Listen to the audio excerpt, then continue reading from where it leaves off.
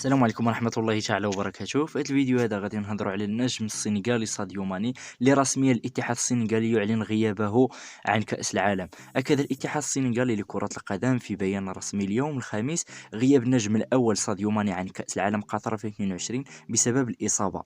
وأوضح طبيب المنتخب السنغالي في ندوة صحفية أن مهاجم بايرن ميونخ خضع لاختبارات جديدة بالرنين المغناطيسي اليوم الخميس، وتبين أنه لم يكن قادرا على المشاركة في منتخب السنغال في المونديال.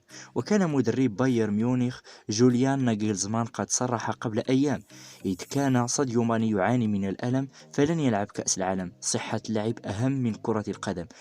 وبهذا لن يتمكن منتخب أسود تيرانغا من الاعتماد على أحد أفضل لاعبيه في المونديال، والذي سينطلق يوم الأحد المقبل بتواجد السنغال في المجموعة الأولى إلى جانب قطر وهولندا والإكوادور.